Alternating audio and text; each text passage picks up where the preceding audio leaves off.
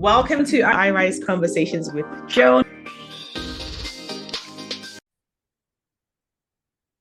Welcome to another inspiring episode of iRise Conversations with Joan, a platform where we delve into enlightening stories and illuminating discussions designed to elevate your personal and professional growth.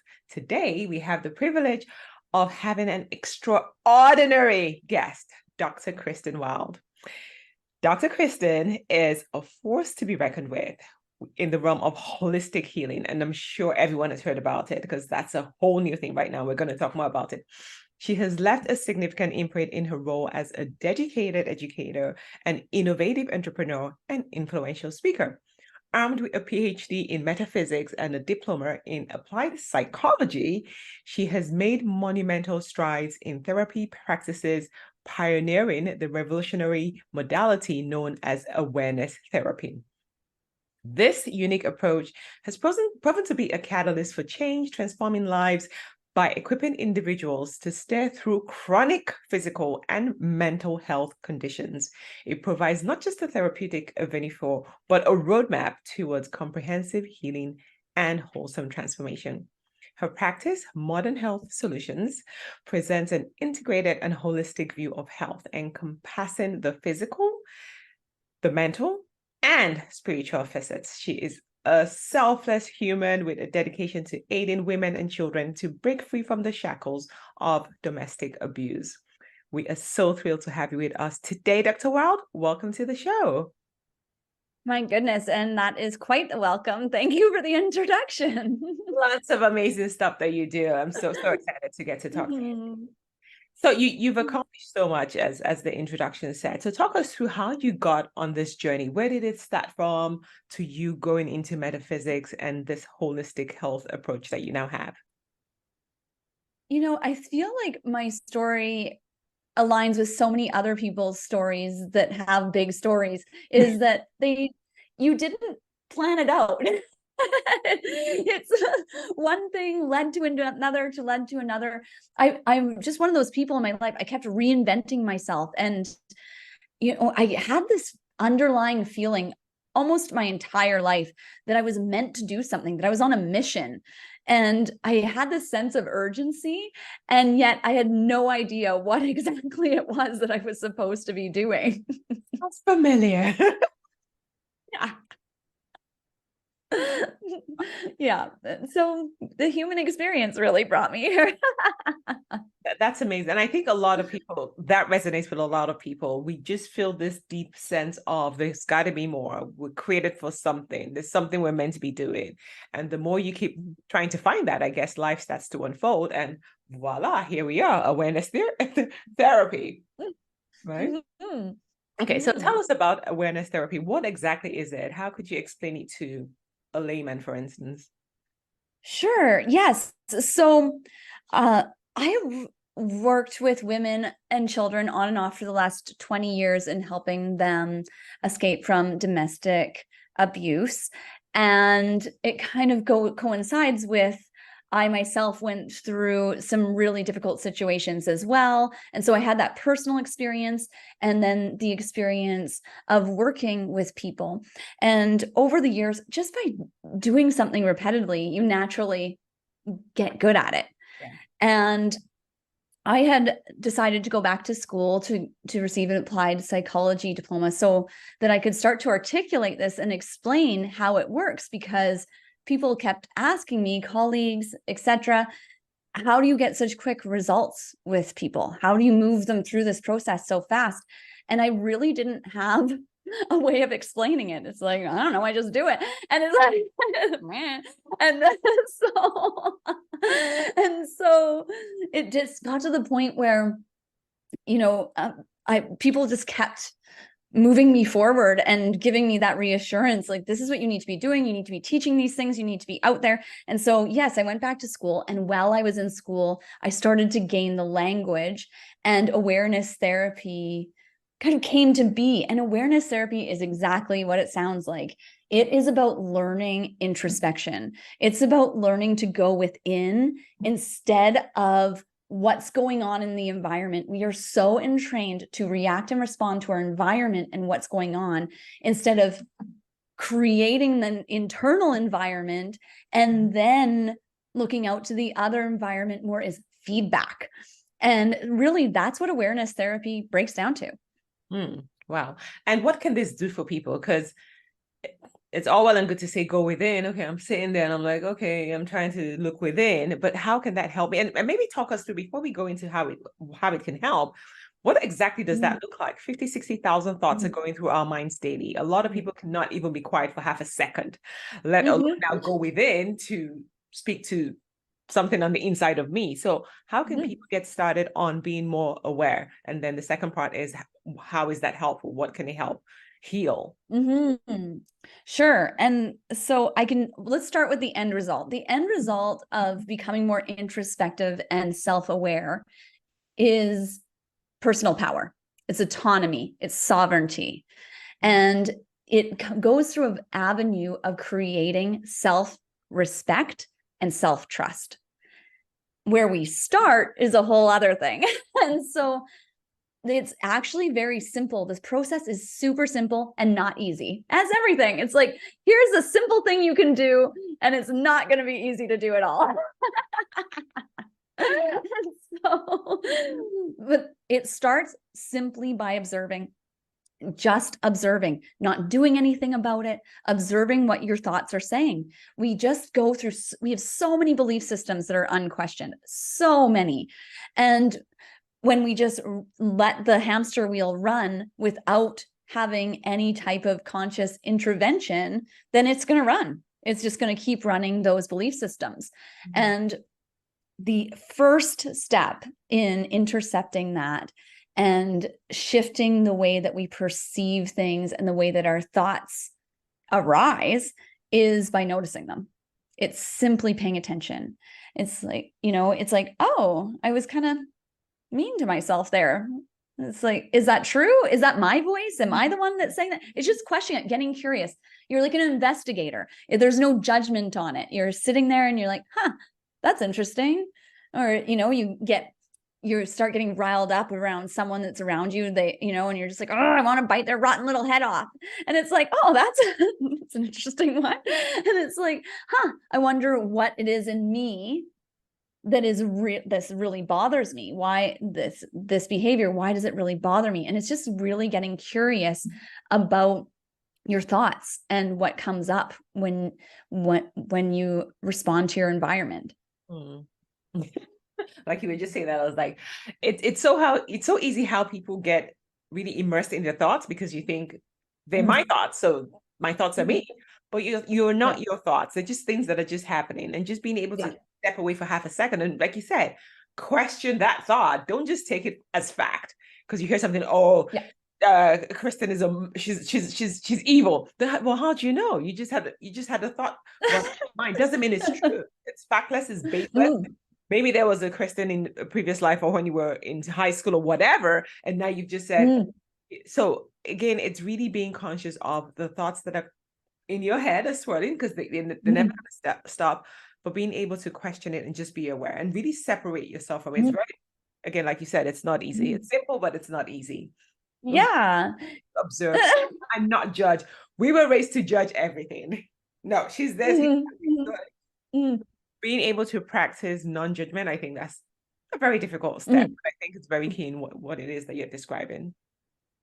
And taking it easy on yourself. If your intention is to be a good person, you want to do well in the world, and then you make mistakes, we're human till we're not.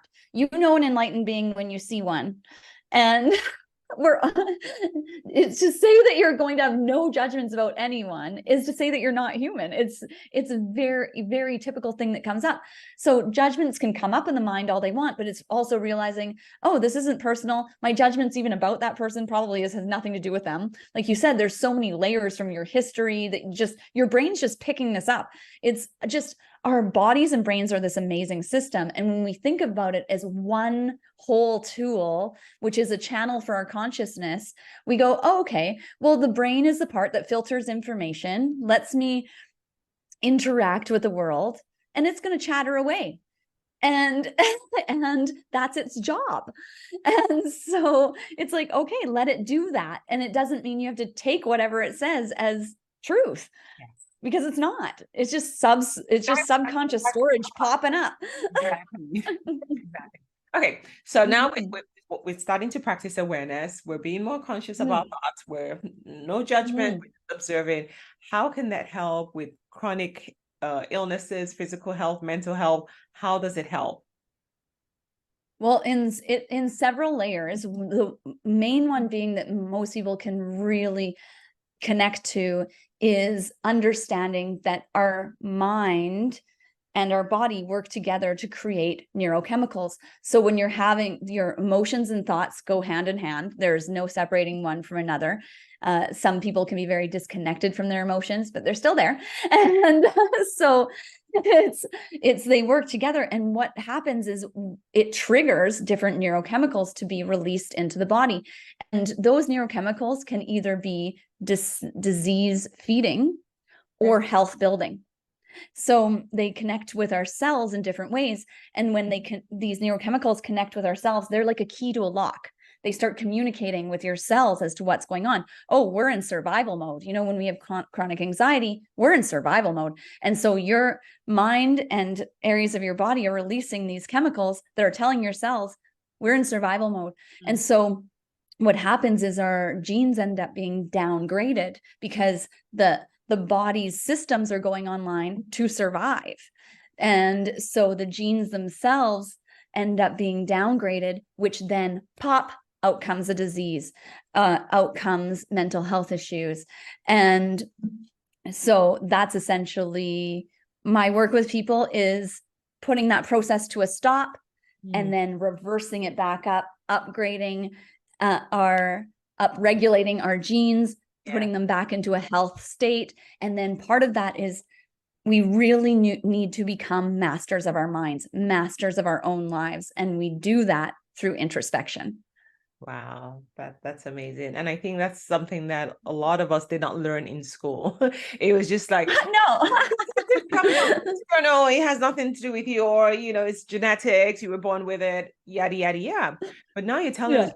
by being aware of your thoughts, you can start to change the way your body functions, your mental health. You can reverse some of the Mhm. damage that you've done, because we all Mhm. probably done a lot of damage that has gotten us to where we are today. But just by applying some of these techniques that you just mentioned, you can start to correct and build healthier genes for you. I think that's amazing work. I think Mhm. that will save people a lot of money and a lot of visits to the doctor's office too. Yeah, well, that's the idea. We're just evolving as beings, right? Yeah. And so it's not vilify the past or the present, even what's going on. Mm. We're evolving. And it comes from obscure little people like us in the world that have these unique perspectives that can bring it into the world. We each have a piece. Hmm. I agree. We all do have Yeah. a purpose. Mhm. Okay. Mhm. So what is the spiritual aspect of all of this? Because you mentioned words like a consciousness. Awareness is something that's very, very commonly used within the spiritual space. How does Mhm. spirituality come into all of this? So for me, I would call myself a spiritual researcher. I've always wanted to know the truth for truth's sake. So I have experienced different spiritual practices, and of course went to school for 7 years for metaphysics, which is the study of the basic nature of things. And the funny thing is the more you study the basic nature of things, the more spiritual you become. It's one and it's really interesting. So I'm someone who really learns through the logic. Hmm. And I feel like a lot of us in Western culture, we want to know the things. We want to know why, the how, the what, and then we can kind of get on board and Oh, yep. and learn new things. Yeah. And so for me, that's what it started with, is curiosity. I was just so interested in it. And then I was devouring books on metaphysics and quantum physics and spirituality and nanoparticles and wavelengths, all these different things. And so it's a really funny study because it's spirituality and science. But the more you study them, the more you see they go together, that it's an and, not an or.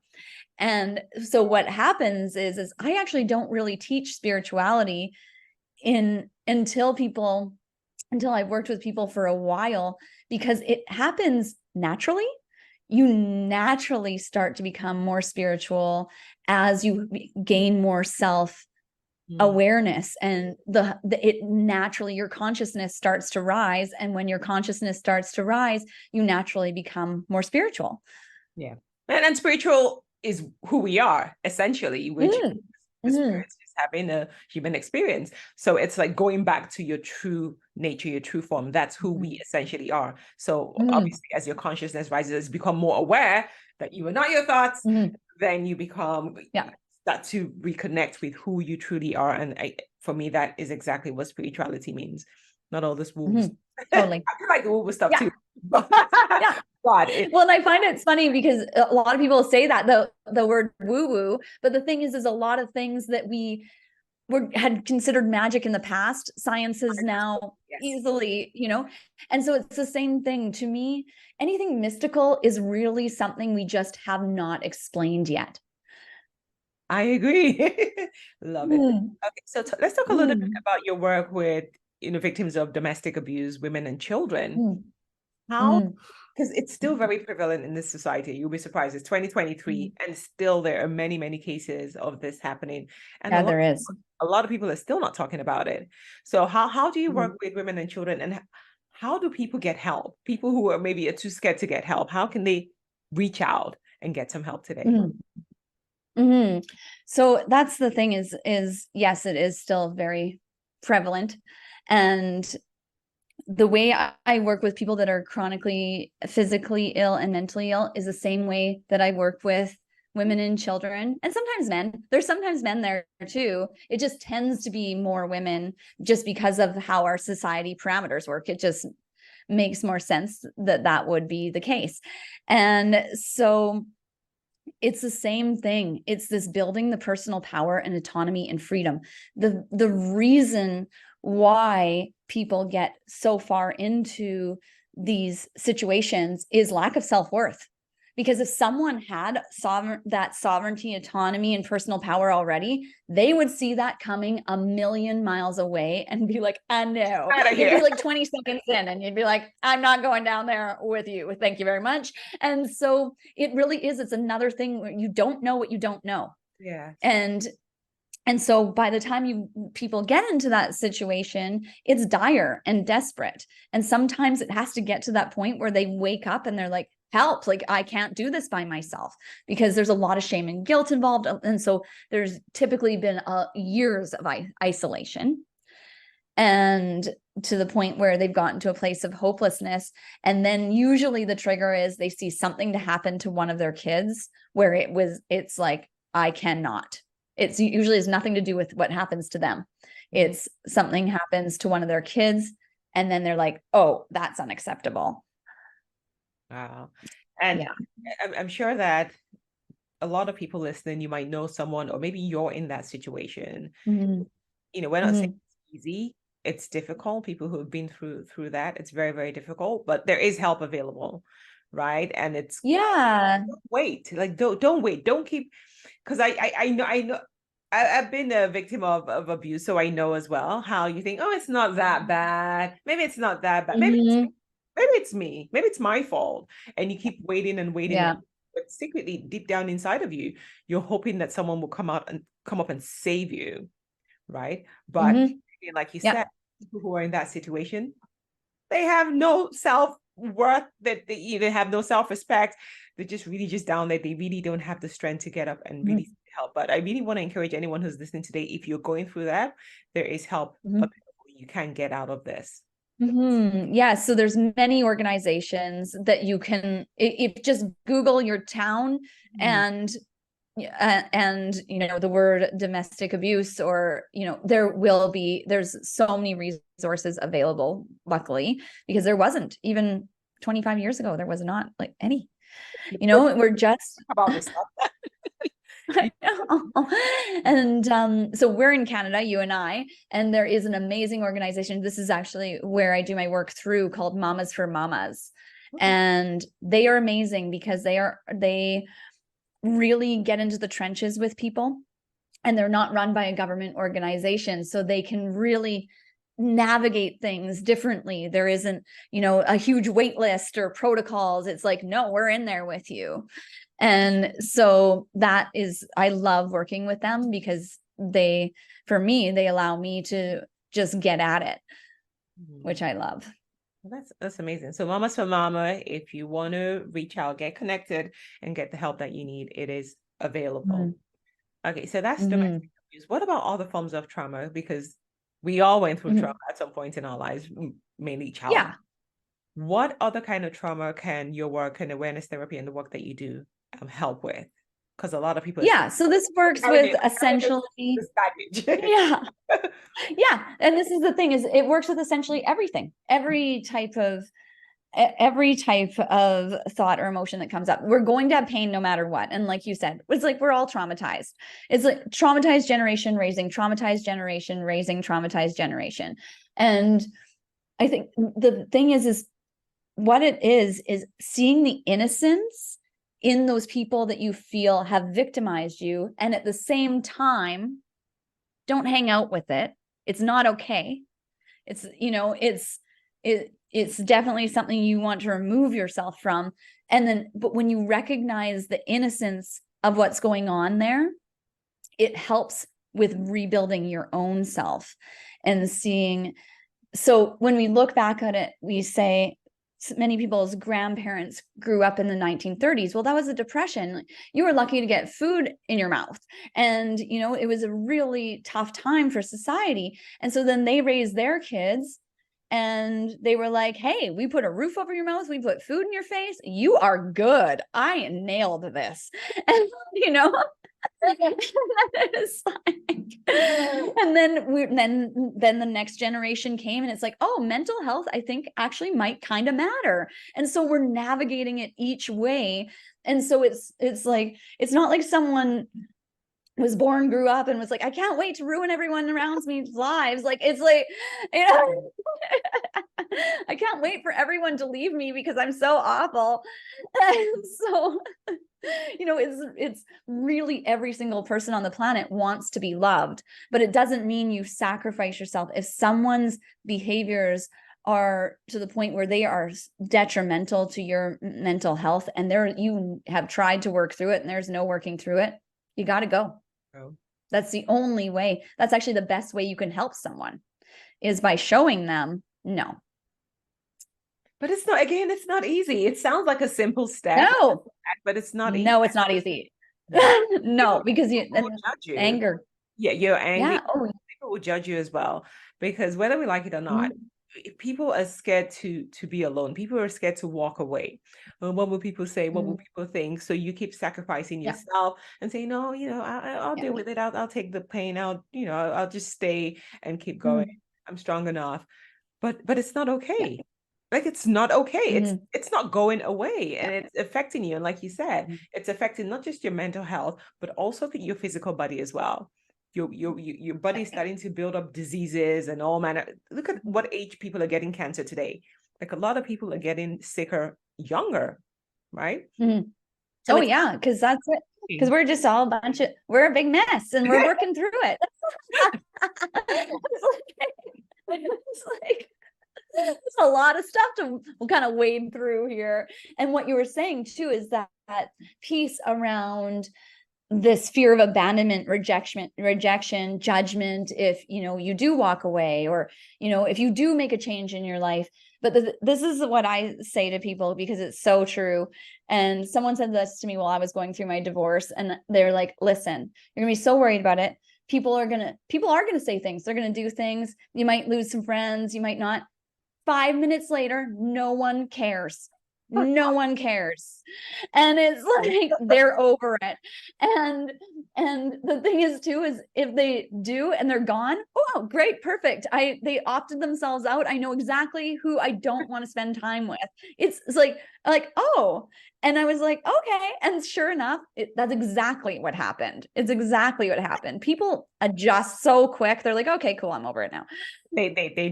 People adjust so quickly. And I love what you said about the people who walk out of your life were meant to walk out anyway. Good riddance. So just move on. There's no oh, I lost some. They were never your friends to start off with. Yeah. They were never your friends. So just let Totally. it go. But yeah. But again, easy, but it's not simple, but it's not easy. Right? Yeah. So I think we really want to encourage people, if you're going through whatever it is you're going through, whatever you need to do, whatever changes you need to make in your life for you to have a better life for you or maybe your children, it's worth taking the step, taking the action, because at the end of the day, it's about you. It's about your health. It's about your calling, why you're here. It's an individual journey, right? And you need to be true to who you are and really get back to that holistic health that we're talking about. So tell us now, so who are the people that you work with, and how do you help people? What kind of, do you have programs that people can enroll in? How does it work? Yeah. So in my day job, my vocation, I don't even want to, I don't even know what to call it, because it's like, this is awesome. But is I help women overcome autoimmune conditions. And I myself went through that experience. I went through 10 years of going through a very severe experience of living with rheumatoid arthritis, lupus, Graves. I was on my deathbed a couple times. I have definitely circled to the warm, fuzzy place. No really cool near-death experiences, though. I was just going to ask, did you get to the point? I was like, come on. I was like, how come everyone gets the cool near-death experiences? No, I just go into a warm, fuzzy place and disappear. I'm like, nuts. Anyway, and so I was told I needed 4 of my joints replaced, which are supposed to be medically impossible to reverse. And so again, is going through this depths of experience.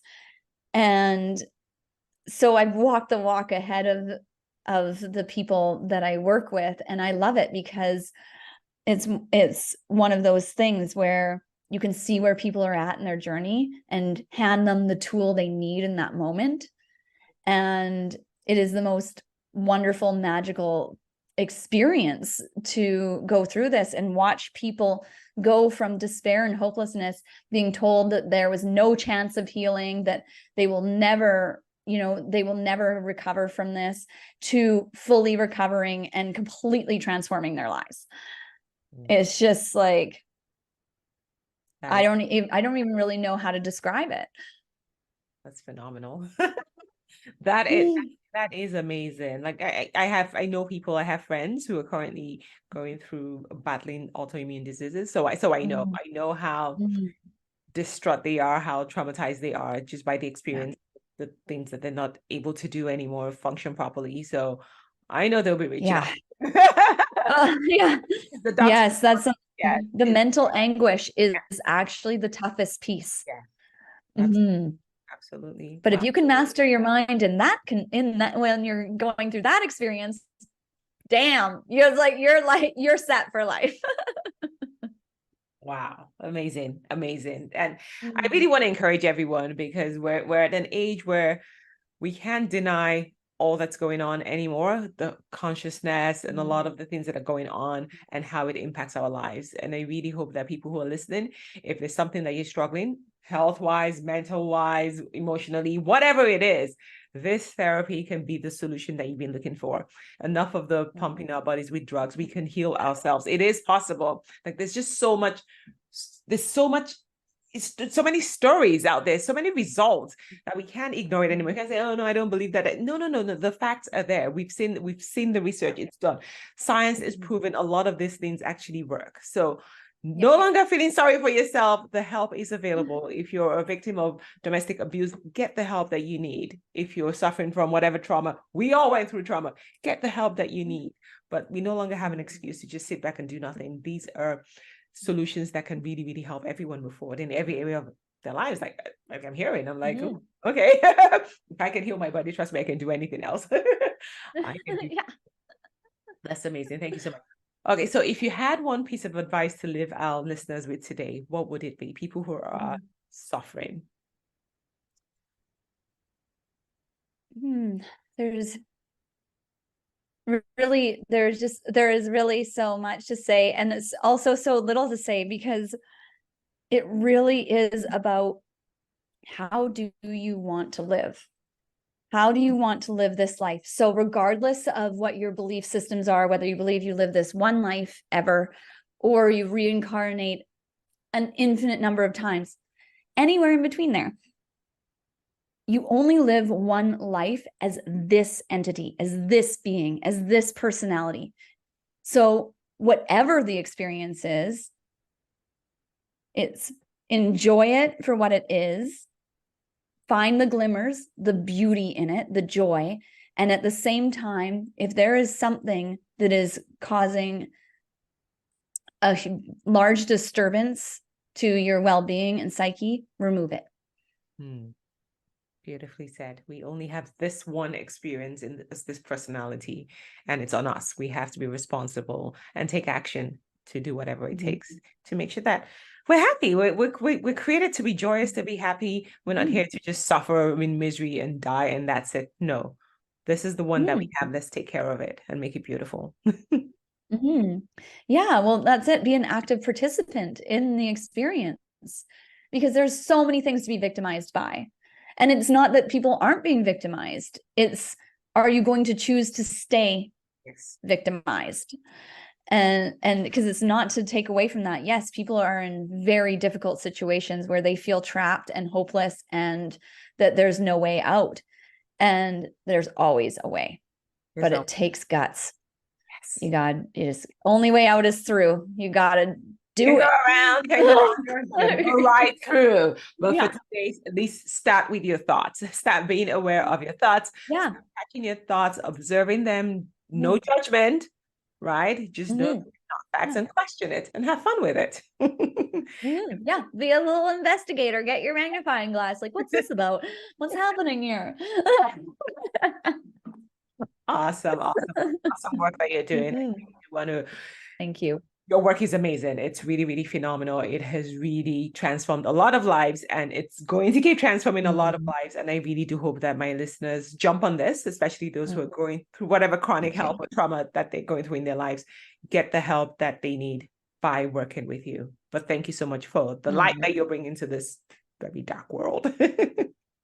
Well, thank you for bringing me on this co-creation. I wouldn't be here to spread this without you, without what you've created here. So thank you, Joan. Thank you so much. Thank you so much for being here with us today. Well, that's it for this week. I hope you thoroughly enjoyed it. I hope you really did pick up some nuggets. I hope you start being more aware of your thoughts and start creating the life that you truly want. My name is Joan Nwosu, and I'll see you same time next week on iRise Conversations with Joan. Thanks for listening.